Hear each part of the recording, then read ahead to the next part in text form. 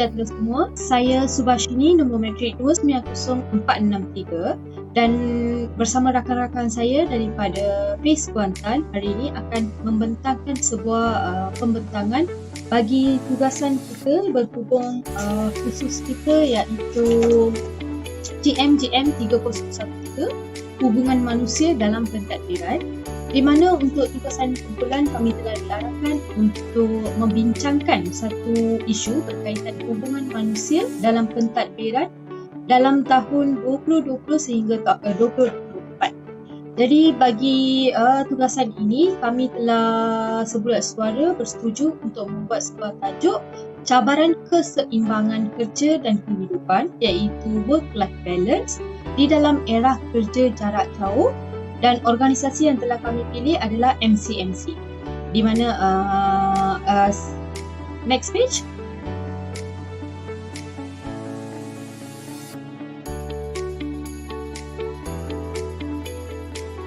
Okey, sebelum saya memberi perkenalan lanjut, saya akan memberi penerangan dulu berkenaan apa itu SKMM, iaitu SKMM stands for Suruhanjaya Komunikasi dan Multimedia Malaysia, ataupun dalam bahasa Inggeris dipanggil MCMC, Malaysian Communication dan Multimedia Commission. Jadi apa itu SKMM? SKMM adalah sebuah badan pengawal selia yang ditubuhkan di bawah Akta Suruhanjaya Komunikasi dan Multimedia 1998. Seperti organisasi lain, SKMM juga mempunyai peranan tersendiri. Peranan utama SKMM adalah dia bertanggungjawab terhadap pembangunan dan pengurusan sektor komunikasi multimedia di Malaysia, termasuk telekomunikasi, penyiaran dan internet. Jadi perkara-perkara yang berkait dengan communication, kemudahan digital adalah semua di bawah SKMM. Anda boleh berfikir kenapa kami memilih SKMM sebagai organisasi pilihan kami. Jadi selepas membuat analisa dan kajian, kami mendapati MCMC adalah sebuah organisasi di mana dia berurusan dengan telekomunikasi dan internet hampir 80% atau 90%. Jadi ia seiring dengan tajuk kami yang membincangkan berkenaan cabaran yang wujud dalam sektor pekerjaan jarak jauh. Jadi kami telah memilih organisasi SKMM. Seperti yang anda tahu, konteks umum isu ini adalah cabaran yang dihadapi oleh pekerja-pekerja yang melakukan kerja jarak jauh. Jadi kerja jarak jauh ini dia wujud dengan semasa pandemik COVID-19 yang telah mempercepatkan peralihan kepada kerja jarak jauh, juga dipanggil sebagai work from home, dalam banyak organisasi termasuk MCMC. Jadi pada seperti yang diketahui umum, pandemik COVID-19 telah mengakibatkan pelbagai organisasi untuk beroperasi. Namun organisasi penting telah dibenarkan beroperasi tetapi dengan syarat-syarat tertentu. Jadi organisasi MCMC telah memilih jalan alternatif, iaitu membenarkan pekerjanya untuk bekerja daripada jarak jauh. Tetapi walaupun pekerjaan jarak jauh ini memberi impak positif kepada individu dan juga kelompok masyarakat, tetapi ia juga mempunyai beberapa isu yang kita boleh kaitkan dengan hubungan manusia di dalam pemerintahan dan juga pengurusan mereka. Antaranya adalah kesejahteraan mental dan fizikal, produktiviti dan motivasi pekerja yang mungkin menurun, dan juga komunikasi dalam kolaborasi dalam organisasi yang tidak dapat berkomunikasi dengan efektif. Ini adalah contoh-contoh isu yang kami dapati setelah kami membuat analisa terhadap tajuk ini. Jadi untuk yang seterusnya saya akan pass kepada kawan-kawan saya yang lain untuk membuat pembentangan yang seterusnya. Terima kasih rakan saya. Seterusnya saya Muhammad Amirul Farhan bin Abdul Ghani, nombor matrik 290388, akan membentangkan sedikit sejarah dan latar belakang norma baru. Setelah COVID-19 yang melanda Malaysia pada awal tahun 2020 sehingga Trend jangkitan wabak tidak menemui jalan yang baik. Masa semua organisasi di Malaysia, tidak kira sektor awam maupun swasta, melakukan penilaian semula berkaitan dengan cara kerja mereka. Pelbagai perubahan berkaitan dengan pengenalan kerja jarak jauh sebagai alternatif kerja agar operasi harian syarikat maupun agensi tetap dapat berjalan seperti biasa. Bekerja jarak jauh atau dikenali sebagai bekerja dari rumah maupun work from home merupakan satu norma baru yang telah digunakan pakai oleh hampir semua agensi maupun syarikat di Malaysia. Jika sebelum berlakunya COVID-19, kehadiran kerja secara fizikal adalah amat penting untuk semua agensi termasuk di MCMC. Kehadiran fizikal adalah amat penting kerana ianya berkait rapat dengan produktiviti yang akan dihasilkan oleh sesebuah agensi, terutama di MCMC lah, yang memainkan peranan yang penting dapat memastikan semua jenis telekomunikasi dan multimedia kerajaan dan rakyat Malaysia sentiasa dalam keadaan yang baik. Walau bagaimanapun, sekatan pergerakan dan penutupan pejabat akibat pandemik menyebabkan MCMC perlu beralih kepada model kerja jarak jauh bagi memastikan kelangsungan perkhidmatan.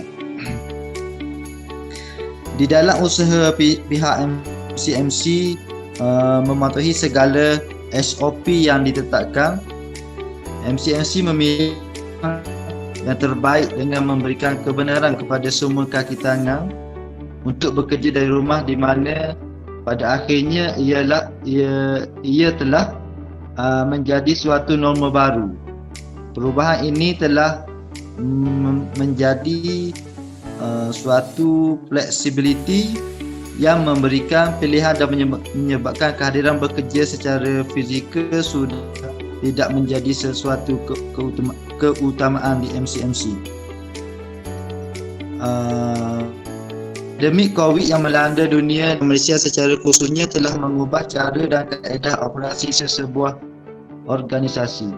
Penjawat awam selalu sentiasa berada di situasi bersiap siaga sepanjang masa untuk berdepan dengan pelbagai cabaran. Walau di luar waktu pejabat.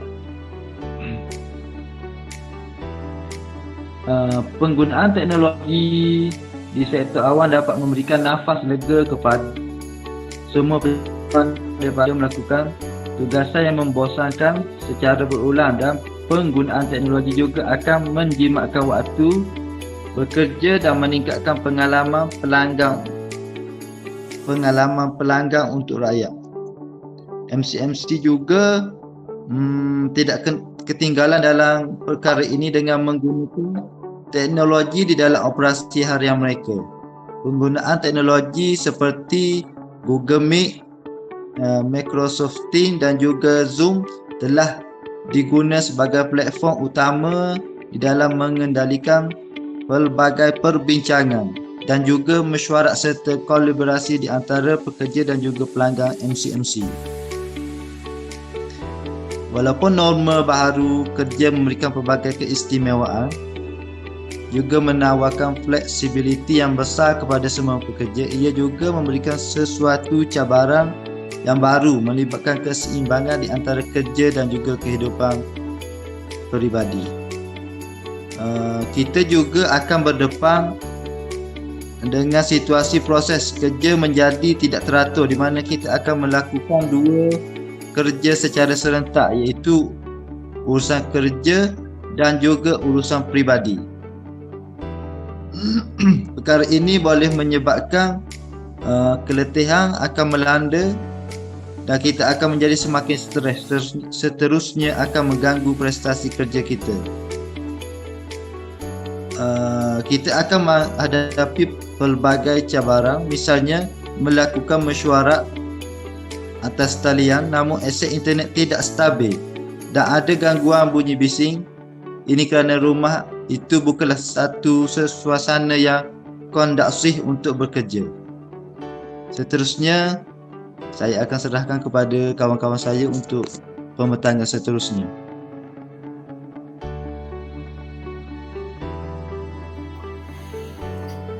Okay, Assalamualaikum. Nama saya Ahmad Amir Robi Makno. Nombor metrik saya 290348. Saya akan menerangkan serba sedikit berkaitan perincian isu keseimbangan kerja dan kehidupan. Keseimbangan kerja dalam kehidupan memberi gambaran dalam keseimbangan kehidupan seseorang secara profesional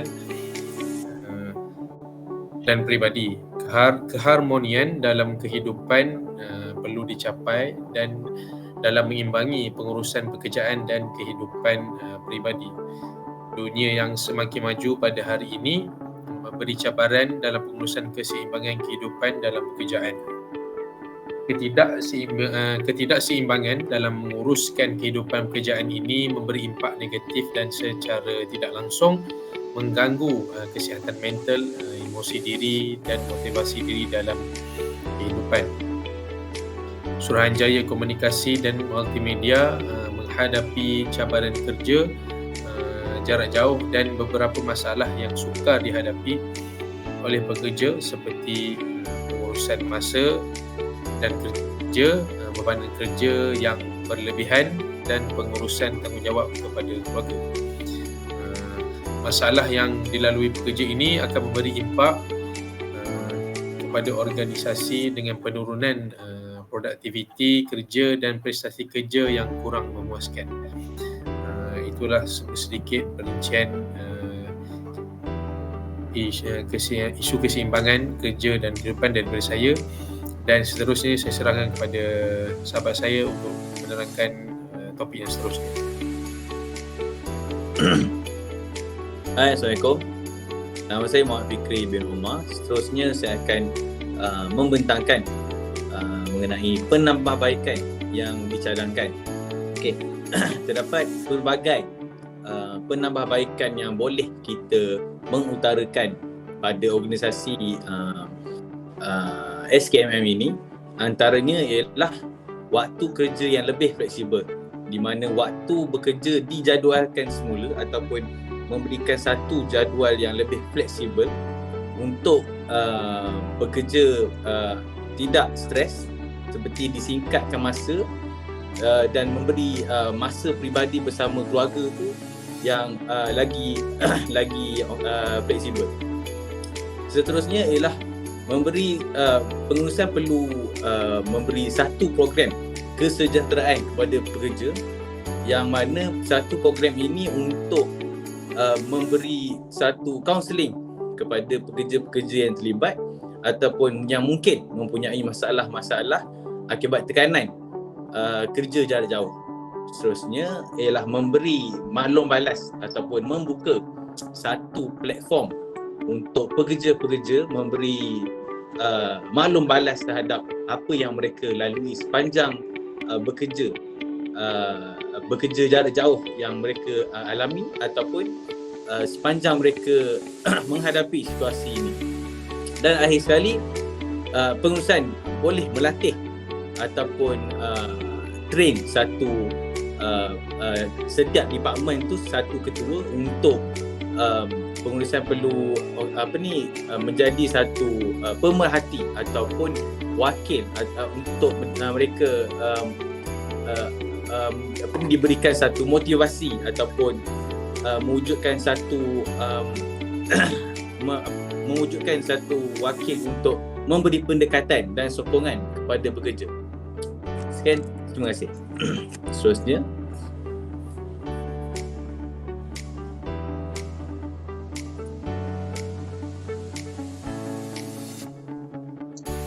Okey, sebagai kesimpulan, kami